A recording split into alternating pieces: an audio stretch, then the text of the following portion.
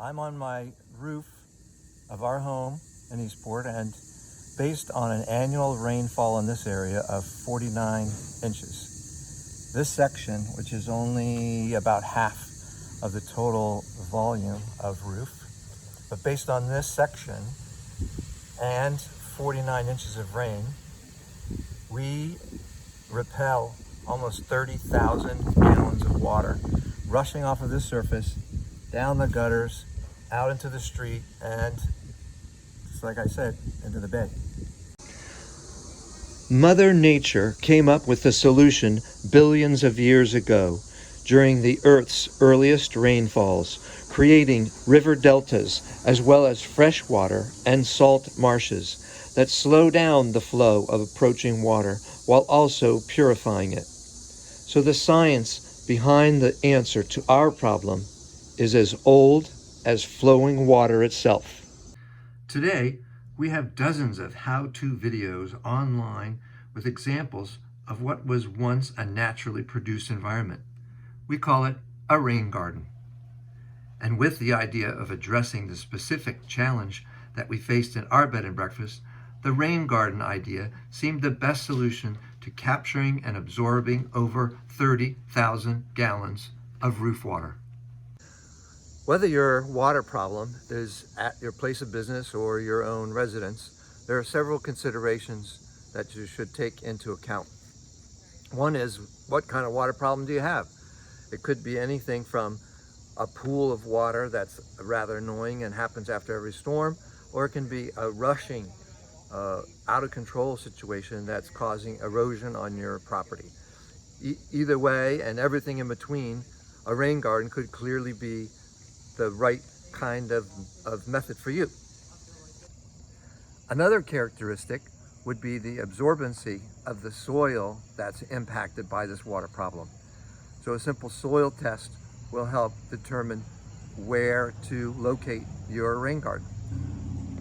Two downspouts that fed the largest part of the roof, where the 30,000 gallons are coming from, emptied into the lowest part of the yard.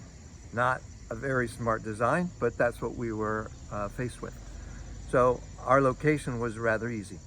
So for us, the first thing to do then was to test the soil. So we dug a trench in the yard, or a depression, that was about 4 feet long, 2 feet wide, and about 3 feet deep. And we sat and we waited for the rain to come.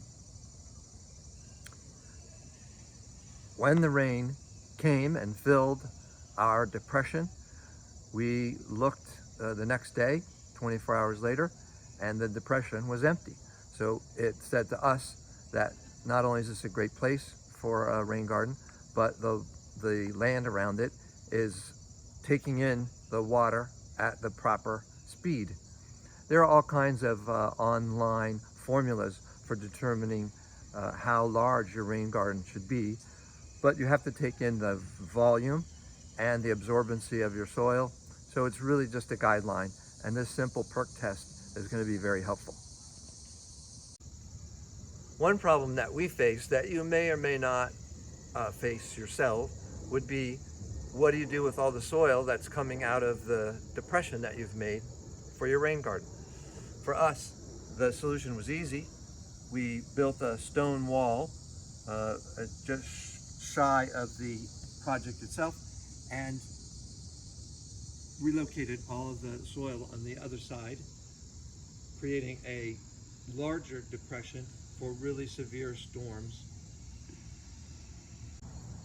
After creating the depression, we teamed up with the Spa Creek Conservancy for sponsorship. And together we applied for a design assistance and grant money from the Severn River Association. The mission of both of these terrific environmental groups is to reduce all unwanted sediment and pollution particles from reaching the rivers, which again eventually get to the bay. Our design help was greatly appreciated and gave us the confidence to reshape the depression, making it a little bit larger, and to choose the various water-loving plants for the environment in which the garden would be formed. We purchased and planted the appropriate water-loving native plants according to the plan, followed by riverstone to give the garden a look and feel of a dry creek bed. The results of our rain garden have been nothing short of phenomenal. For instance, we never counted on nor considered a rain event like the remnants of Hurricane Isaias that happened here in the summer this year. And this is the result of our garden managing to retain and overnight to absorb this rare storm event. We're fortunate to live near one of the largest, most diverse, and richest bodies of water on the planet. But the Bay needs our help.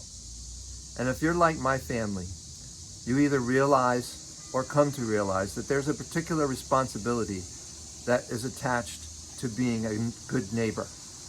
There's only one Chesapeake Bay, and we must work to protect it. Sometimes it's something simple like picking up a cigarette butt before it goes down the storm drain. Other times it takes real hard work, like building yourself a rain garden to prevent all of this water from reaching the bay with pollution. As long as we all work together doing our part, we can ensure that the tributaries around us deliver truly fresh water as they're supposed to do, and improve the health of the bay that we love so much. Thank you so much for watching.